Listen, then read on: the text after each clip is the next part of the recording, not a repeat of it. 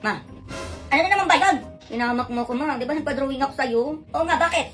Oh, pinapatawag ka sa school. Bakit patawag ka naman, Junjun? Ano naman ba yan? Dahil daw sa drawing, ma, kaya pinapatawag ka. Dahil sa drawing? Bakit daw? Ay, ka na punta tayo sa school nyo. A few moments later. Wala pa, ganda talaga nito, oh. Ma'am? Ay, madam, nandiyan na po pala kayo. Bakit niyo po ako pinatawag? Good news po. Ha? Himala po yan, ma. Ano pong good news yan? Si Junjun po kasi ilalaban namin sa poster making contest sa ibang bansa po. Tignan niyo po yung drawing ng anak na ang ganda. Alam mo, hindi po ako yung nag-drawing yan, si mama po. Kayo po nag-drawing nito, ma'am? Eh di ko na rin po ilalaban namin sa ibang bansa, madam. Ikaw naman pala nag-drawing nito, eh. Ma'am, teka. Ano po kasi, pinaprint ko lang po yan. Si Junjun na lang po ang ilaban niyo, ma'am. Sobrang galing mag-drawing yan, di ba, Junjun?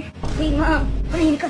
Ay, ma'am, pwede po makiram na notebook at saka ballpen po. Mag-drawing lang po si Junjun. Notebook at ballpen. Ito po. Ayan. Anak, di ba magaling ka mag-drawing ng bahay? Ipakita mo kay ma'am na magaling ka mag-drawing. Tagaan mo.